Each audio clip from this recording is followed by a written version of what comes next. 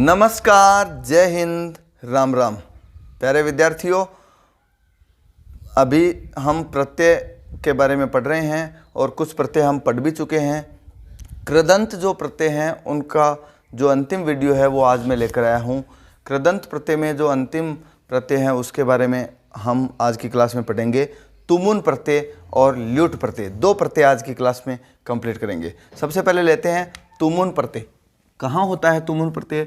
देखो, तुमुन प्रत्यय की सबसे बड़ी ये बात है कि यह प्रत्यय है वो के लिए अर्थ में प्रयुक्त होता है। किस अर्थ में? के लिए अर्थ में। तुमुन प्रत्यय कौन से अर्थ में प्रयुक्त होता है? के लिए। यानी जैसे मान लो कि वह पढ़ने के लिए विद्यालय जाता है, तो किस काम के लिए जा रहा है? पढ़ने के लिए। वो उसका मुख्य उद्देश्य है, इसलिए मुख्य जो उद्देश्य परक क्रिया है उसमें तुमुन प्रत्यय का प्रयोग किया जाता है। ठीक है। और तुमुन प्रत्यय है, इसका शेष क्या बचता है? तुम शेष बचता है। देखो, तुमुन शब्द में से तू और मैं, ये इतना शेष बचता है। ऊ है, उपदेश से अज अनुनासिक है इत, इस सूत्र से इसकी ऊ की इत संज्ञा हो गई अर्थात गायब हो गया। और हलंत्यम सूत्र से न है वो भी गायब हो गया। तो यहाँ बच गया क्या? तुम। किसी भी शब्द के अंत में हमें तुम नजर आता है। एक इसकी और विशेषता है कि तुमुन प्रत्यय से बने हुए शब्द हमेशा क्या होते हैं? अव्यय होते हैं। क्या होते हैं? अव्यय। इसका मतलब तुमुन प्रत्यय से बनने वाला जो शब्द है उसके कोई रूप तीनों लिंगों में नहीं चलेंगे, एक ही शब्द बनेगा। ठीक है। तुमुन प्रत्यय का किसी प्रकार से विभक्ति, वचन, लिंग आदि के अनुसार कोई परिवर्तन नहीं होगा। कुछ तुमुन प्रत्यय के जो शब्द हैं वो देख लेते हैं अपन। शब्द आता है दा धातु में तुमुन प्रत्यय लगाएंगे। शब्द है दा धातु में तुमुन प्रत्यय लगा करके क्या शब्द बनेगा बताइए। देखिए, तुमुन प्रत्यय में तुम शेष रहता है तो शब्द बनेगा दा धातु का दा और तुमुन का तुम, दातुम। यह शब्द बन जाएगा। ठीक है। दातुम शब्द में कौन सा प्रत्यय है पूछ लिया जाए तो कौन सा प्रत्यय है? तुमुन प्रत्यय और धातु दा धातु। ठीक है। इसी प्रकार से और हम लेते हैं, धातु आती है स्था। स्था धातु है, इसमें यदि तुमुन प्रत्यय लगाएं, कौन सा? तुमुन प्रत्यय, तो क्या शब्द बन जाएगा बताओ। देखें, स्थातुम। क्या बन जाएगा? स्थातुम। ठीक है। यानी अधिकांश धातुओं के साथ तुम जोड़ा जाता है सीधा, और कुछ धातुओं में थोड़ा बहुत परिवर्तन भी होता है, तो वो भी हम देख लेते हैं। धातु आती है जी। जी धातु में तुमुन प्रत्यय लगाएंगे तो यहाँ जी है उसका गुण आदेश कर देंगे, ए हो जाएगा। ई के स्थान पे क्या हो जाएगा? ए, और बाकी तुम जोड़ देंगे, जे तुम। शब्द क्या बन जाएगा? जे तुम। ऐसे ही धातु है श्रु। श्रु धातु में तुमुन प्रत्यय जोड़ करके शब्द बनाओ। देखे, श्रु। श्रु में ऊ है, इसके स्थान पे गुण आदेश हुआ तो शब्द क्या बन जाएगा? ओ, तो श्रो हो गया और आगे तुमुन का तुम जोड़ देंगे, श्रोतुम। शब्द क्या बन जाएगा? श्रोतुम। ऐसे ही धातु आती है कृ। कृ धातु में तुमुन प्रत्यय जोड़ेंगे, शब्द क्या बन जाएगा? कर्तुम। शब्द क्या बन जाएगा? कर्तुम। क्या बनेगा? कर्तुम। और ऐसे ही नी धातु है, उसमें तुमुन प्रत्यय जोड़ेंगे, शब्द क्या बन जाएगा? नी। अब देखो यहाँ जी में जे बन गया तो नी का क्या बन जाएगा? ने। नेतुम, यानी ले जाने के लिए। देखो इनका, देखो दातुम यानी देने के लिए अर्थ होता है। जे तुम जीतने के लिए, कर तुम करने के लिए। इसी प्रकार से देखो नेतुम का क्या बना? ले जाने के लिए। ठीक है। नी धातु है वो ले जाने के अर्थ में प्रयुक्त होती है। ऐसे ही पा धातु आती है। पा धातु में तुमुन प्रत्यय जोड़ेंगे, क्या शब्द बन जाएगा? पातुम। पातुम, जलम पातुम, यानी जल पीने के लिए, है ना। जलम पातुम शब्द आ जाए तो पातुम यानी पीने के लिए। ऐसे ही धातु आती है, थोड़ा परिवर्तन वाली धातु भी साथ साथ देख रहे हैं।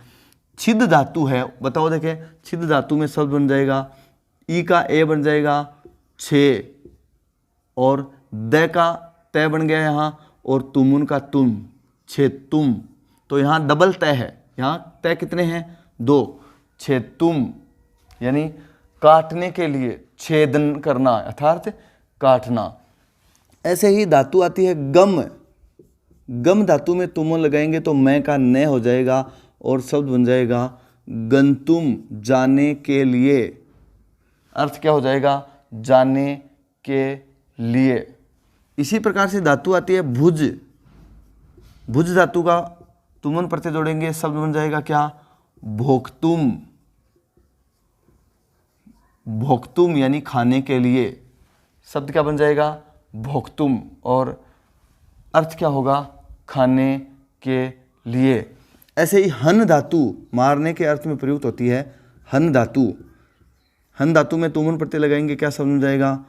हंतुम यानी मारने के लिए, है ना।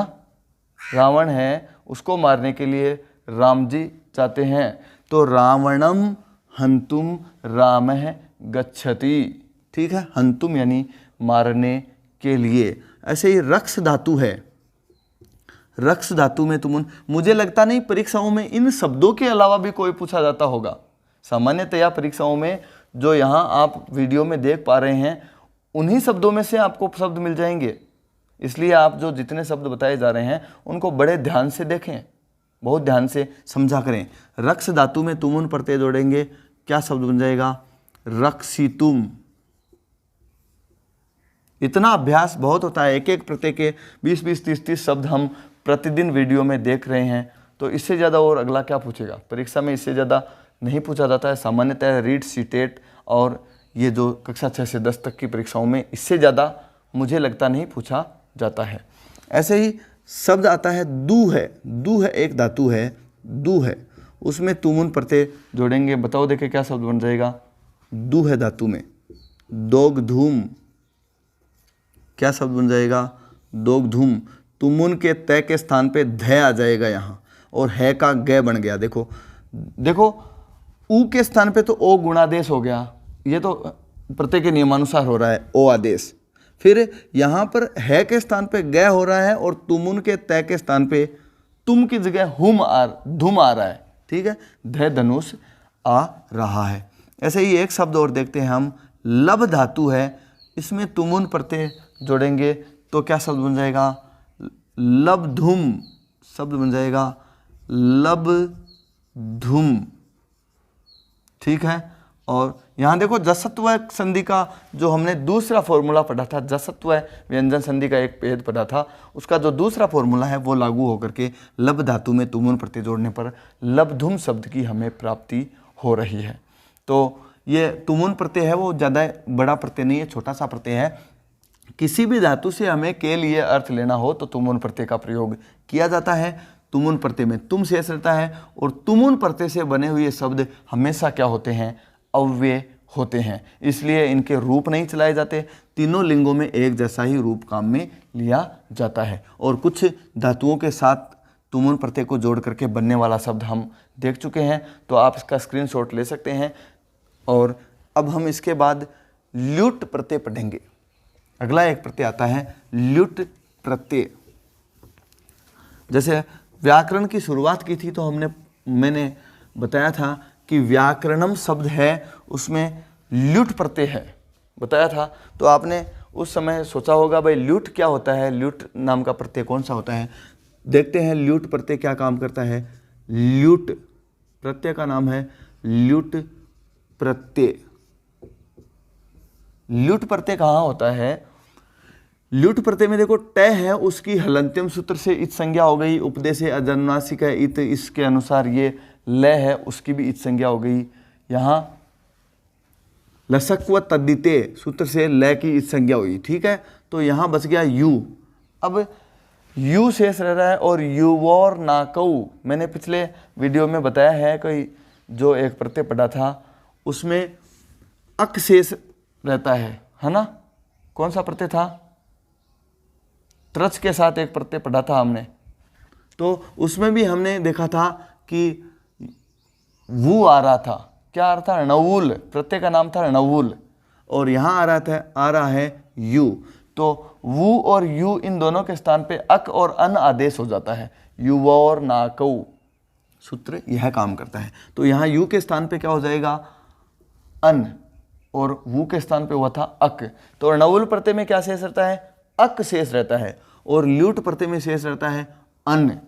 क्या शेष रहता है? अन्न।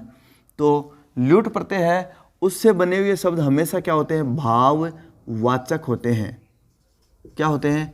भाववाचक शब्द बनाने में ल्यूट प्रत्यय का प्रयोग किया जाता है। बनाने में ल्यूट प्रत्यय का प्रयोग कहाँ किया जाता है? भाववाचक शब्द बनाने में। दूसरी बात है, इस प्रत्यय से बने हुए शब्द हैं, स्टार लगा करके इसके नियमों को लिख देता हूं मैं। इस प्रत्यय से बने शब्द है ना, वो के शब्द हैं, वो हमेशा क्या होते हैं? सदैव नपुंसकलिंग होते हैं। सदैव नपुंसकलिंग में होते हैं। नपुंसकलिंग, ठीक है। नपुंसकलिंग एक वचन में, हमेशा एक वचन ही होता है नपुंसकलिंग का। और इस प्रत्यय है, उसका शेष क्या बचता है? अन्नम शेष रहता है। अन्नम शेष रहता है। वास्तव में शेष रहता है अन्न, लेकिन हमेशा नपुंसकलिंग है तो नपुंसकलिंग में मैं लगता है, इसलिए मैंने एक साथ ही लिख दिया है अन्नम। यदि किसी शब्द के अंत में आपको अन्नम नजर आए तो वहां पर कौन सा प्रत्यय होगा? ल्यूट प्रत्यय होगा, ठीक है। कुछ शब्द देखते हैं ल्यूट प्रत्यय के। शब्द आता है ज्ञा धातु में ल्यूट प्रत्यय लगाएंगे। बताओ, देखें, ज्ञानम शब्द बन जाएगा बिल्कुल, जो आप प्राप्त कर रहे हैं वीडियो के माध्यम से, ज्ञानम, ठीक है। इसी प्रकार से शब्द आ जाता है श्रु धातु है, उसमें ल्यूट प्रत्यय जोड़ेंगे। श्रु धातु में ल्यूट प्रत्यय जोड़ेंगे, क्या शब्द बन जाएगा? श्रु है, उसके ऊ का क्या हो जाएगा? ओ, गुणादेश हो गया। अब ओ के साथ ये अन्नम जोड़ेंगे तो ओ के बाद ए आए तो क्या हो जाएगा? अव आदेश हो जाएगा अयादि संधि अनुसार, और शब्द बन जाएगा श्रवणम। श्रवणम। अब देखो, आप कहोगे कि अन्नम आना चाहिए, ये अणम कैसे आ रहा है? तो यहाँ क्या आ रहा है? देखो, र आ रहा है। र के बाद यदि कहीं न आए तो उस न के स्थान पे क्या हो जाता है? न हो जाता है। ए श्रवणम में आएगा भैया, श्रवणम, ठीक है। इसी प्रकार से स्था धातु है, उसके साथ ल्यूट प्रत्यय जोड़ेंगे, क्या शब्द बन जाएगा? स्थानम। अन्नम शेष रह रहा है, स्थानम, ठीक है। इसी प्रकार से गई धातु है, गई धातु है, उसके स्थान पे साथ में ल्यूट प्रत्यय जोड़ेंगे, शब्द बन जाएगा गानम। क्या बन जाएगा? गानम, ठीक है। इसी प्रकार से धातु आती है ध्यय। ध्यय धातु में ल्यूट प्रत्यय जोड़ेंगे, क्या शब्द बन जाएगा? ध्यानम। ध्यानम। ल्यूट प्रत्यय ज़्यादा कठिन प्रत्यय नहीं है, बिल्कुल आसान सा प्रत्यय है। और इतने सारे शब्द हैं ना, इनमें से ही परीक्षा में पूछ लिए जाते हैं, तो ये शब्द बड़े ध्यान से आपको देखने चाहिए। इसी प्रकार से जी धातु है, लेते हैं। जी धातु में ल्यूट प्रत्यय शब्द जोड़ेंगे तो क्या शब्द बन जाएगा? जी का जय हो गया और अयादि लग के जय बन जाएगा, जयनम। अन्नम जोड़ दिया गया है, ठीक है, जयनम। इसी प्रकार से नी धातु है, उसके साथ ल्यूट प्रत्यय जोड़ेंगे, शब्द बन जाएगा नयनम। क्या शब्द बन जाएगा? नयनम, ठीक है। इसी प्रकार से पा धातु है, उसमें ल्यूट प्रत्यय जोड़ो, देखें। पा धातु में ल्यूट प्रत्यय जोड़ करके कोई शब्द बनाओ, देखें। बिल्कुल, पानम, सीधा सही पड़ा है, पानम। पा धातु में ल्यूट प्रत्यय जोड़ करके शब्द बनाएंगे, पानम। ऐसे ही धातु आती है हु। हु धातु में ल्यूट प्रत्यय जोड़ेंगे तो शब्द बन जाएगा हवनम। इसका थोड़ा विश्लेषण करते हैं। हवनम, आप सोच रहे होंगे भाई हु का हव कैसे हो गया? देखो, प्रत्यय ने क्या किया, यहां पर हु में क्या है? ऊ है। क्या है? ऊ। तो उस ऊ के स्थान पे क्या बन गया? ओ। तो शब्द क्या मिल गया हमें? हो मिल गया ना। हो जोड़ ल्यूट प्रत्यय का क्या है? अन्नम। अब यहाँ अयादि संधि का फॉर्मूला लागू हो रहा है। देखो देखे, ओ के बाद असमान स्वर आए तो वह औ में बदल जाता है। किसमें? औ में। तो है, व, न, मैं, इस प्रकार का शब्द प्राप्त हो गया। यानी प्रत्यय का नियम है कि ल्यूट प्रत्यय किसी भी धातु के साथ जोड़ा जाता है तो उस धातु के जो उपधा यानी जो अंतिम स्वर है उसके स्थान पे गुण आदेश हो जाता है। तो यहाँ ऊ के स्थान पे आदेश प्राप्त हो गया हमें ओ, ये तो प्रत्यय ने कर दिया। अब इस ओ के साथ अनम का योग होने पर अयादि संधि का फॉर्मूला लागू होकर के अव आदेश हो गया और हमें हवनम शब्द की प्राप्ति हो गई है। इसी प्रकार से हम शब्द लेते हैं, धातु है भू धातु में हम जोड़ेंगे ल्यूट प्रत्यय तो क्या शब्द बन जाएगा, भवनम शब्द बन जाएगा, भवनम। ठीक है। इसी प्रकार से देखो अव है ना, ऊ के स्थान पे वही उसी तरह से यह हो गया। ऐसे ही जैसे धातु आती है पठ धातु है, उसमें ल्यूट प्रत्यय जोड़ेंगे तो शब्द क्या बन जाएगा, पठनम। क्या शब्द बन जाएगा, पठनम। ठीक है। ऐसे ही कृ धातु और लेते हैं हम, कृ धातु में ल्यूट प्रत्यय जोड़ेंगे, बताओ देखे, कर्णम शब्द बन जाएगा। क्या बन जाएगा, कर्णम। ठीक है, कर्णम शब्द बन गया। अब एक दो जो इसके जैसे व्याकरणम शब्द मैंने बताया तो उसमें क्या है उसका थोड़ा विश्लेषण करते हैं अपन। यहाँ वी उपसर्ग है और आंग उपसर्ग है। ठीक है, दो तो उपसर्ग है। कृ धातु है और ल्यूट प्रत्यय है। कौन सा, ल्यूट प्रत्यय। तो देखो वी और आंग व्या, वी के बाद आ रहा है तो यण संधि से यह प्राप्त हो गया तो शब्द बन जाएगा व्या। दो उपसर्ग हो गए। फिर कृ धातु में ल्यूट प्रत्यय लगा करके यह शब्द बन जाएगा कर्णम। तो इस कर्णम को ज्यों का त्यों रख दिया तो व्याकरणम शब्द बन जाएगा, बन गया। इसी प्रकार से एक शब्द और लेते हैं, प्रति उपसर्ग है, आंग उपसर्ग है, हृ धातु है और ल्यूट प्रत्यय है। बताओ देखे क्या शब्द बन जाएगा, प्रति उपसर्ग आंग उपसर्ग, प्रति आंग हृ धातु और ल्यूट प्रत्यय से बनने वाला जो शब्द है वो आप कमेंट बॉक्स में जवाब दे देखें। मैं इंतज़ार कर रहा हूँ आपके इस जवाब का। प्रति उपसर्ग है, आंग उपसर्ग है, दो तो उपसर्ग हैं, हृ धातु है और ल्यूट प्रत्यय है। देखते हैं किसका जवाब बिल्कुल सही आता है। बताओ देखें, प्रति आंग हृ और ल्यूट। देखो हृ में ल्यूट लगाएंगे तो हरणम शब्द बन जाएगा और प्रति और आंग प्रत्या यण संधि लग करके शब्द बन जाएगा प्रत्याहरणम। तो प्रत्याहरणम शब्द जिसने लिखा है वो बिल्कुल सही है। ठीक है, प्रत्याहरणम। ठीक। एक शब्द और लेते हैं अपन, अध्ययन शब्द जो पढ़ते हैं उसमें कौन सा प्रत्यय है देखते हैं। अधि उपसर्ग है और ई धातु है और प्रत्यय कौन सा है, ल्यूट प्रत्यय है। तो शब्द बन जाता है अध्ययनम। यह दो आते हैं भाई अध्ययनम में। अब आप कहोगे कि अध्ययनम में देखो ये दो और कहाँ से आ गए, यहाँ तो एक भी यह नहीं दिख रहा है। देखो यहाँ धातु क्या है, ई धातु है। ई धातु का ई का क्या आदेश हो गया, ई का क्या बना देते हैं हम, हाँ ई का ए बन जाता है। तो ए मिल गया, ए के बाद अन्नम जोड़ रहे हैं तो ए और अन्नम क्या बन जाएगा, अय आदेश हो जाएगा और अयनम शब्द बन जाएगा। अयनम इतना तो इसके आगे का बन जाएगा। और अधि उपसर्ग लग रहा है तो इस अधि का ई है और अयनम वाला ए दोनों मिलके यह का एक का और यण संधि के नियमानुसार यहाँ यण संधि हुई। यहाँ हमें ई के स्थान पे पहले प्राप्त हुआ ए, तो ए प्राप्त होते ही यहाँ यण संधि लागू हो गई। यण संधि लाके अध्यय ऐसा शब्द बन जाएगा। और यहाँ ए के बाद में ल्यूट प्रत्यय का अन्नम होने से एक ये अय वाला अयादि के अनुसार यहाँ दो संधियाँ काम कर रही हैं, अयादि यहाँ और यहाँ यण, दोनों संधियों के नियमानुसार यहाँ अध्ययनम शब्द की हमें प्राप्ति होती है।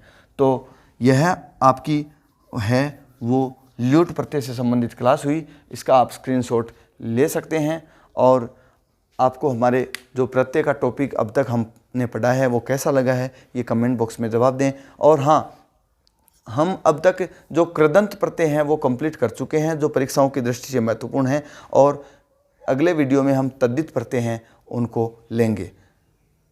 तो मिलते हैं अगले वीडियो के साथ, तब तक के लिए जय हिंद, जय भारत।